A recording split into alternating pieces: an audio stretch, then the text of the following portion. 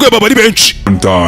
Cyari igihe kimwe 1975 mu 1975 there was a prince called Bamenya Adumba Kalenda na Sentepo. higeze kuba igikomangoma bitaga Bamenya Kalumba Alenge na Sentepo. He was a man with all the power. Yari umugabo ufite imbaraga zose pe zihagije. He used to sleep under the water. ku buryo yari afite n'ubushobozi bwo gusinzira mu mazi. One day he gave a birth and hakuno urebe produced a young beautiful girl. yaje kubyara umwana w'umukobwa mwiza. The girl was called Sifa Kalemba Katotopa. uwo mukobwa bamwitaga Sifa Kalenga Katotopa.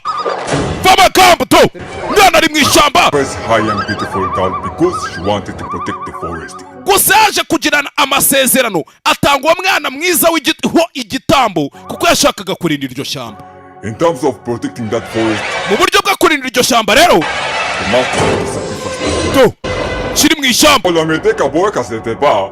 umwana yaje guhinduka akazimu cyangwa se yaje guhinduka ikibi cyari kiri mu ishyamba. Abolingoti sinazingoto. barakubwira ngo abari baturiye iryo shyamba Semuti bari bazi neza inkuru y'iryo shyamba ku buryo nta muntu wajyaga ashaka kuryinjiramo. iryo shyamba iyo ritabonaga igitambo uko ryabisabaga ryo ryazaga kwihigira amaraso rinywa ubwaryo. nyagasani dutangiriye mu ishyamba. nge banyitaga heza banyita Cash Power Peri Noel. tugeze mu minsi mikuru ya Noheli n'ubunani. hakuno music composer audio producer baba ateguye baba ari benshi.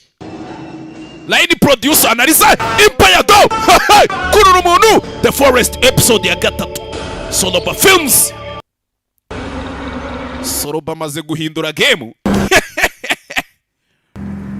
Bigwi Fan Studios baba ateguye baba ari benshi. filime namabwiye ngo sinababwiye ngo agasobanuye do filime nyarwanda tangire muri ya shyamba rimwe nibuke mu ishyamba duheruka hano wababwira ngo dusohoke yapinze do yagarutse nta kintu asigaranye do atarwiyambitse. muzi ibyo bavuga ngo umuntu atarwiyambitse. turi muri rya shyamba rimwe nyagasani turi mu ishyamba rimwe kandi mwibukira ishyamba twabonye hari umugore uri mufite umwana kwereka hakuno abasirikare bacotse. sirikare hakuno bari mu ishyamba ibyo baryamamo ntibazi ikiri mu ishyamba ntibazi ibyo bari gukiramo. gerano kiramurenga nyagasani ntebe hakuno sasa umva amajwi mu ishyamba. harimo ijwi riri guhamagara ngo mama. muraryumvishije iryo jwi cyangwa bantu mwirwa mwitotomba ngo nsubize inyuma. umvishwa ati mami cyangwa se ati mama. nyagasani umvira irindi jwi ry'ikindi kintu nanone kandi tayari. iri shyamba ubwo rimaze kugeramo ibintu bingahe bitatu tutaramenya ibyaryo neza.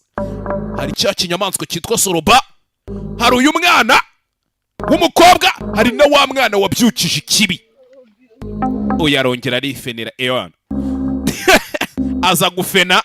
umusirikare uri hano nawe kumbe mu ishyamba barakwera ko ufite icyo abonye we yakibonye. ufite icyo abonye we ntahagarara.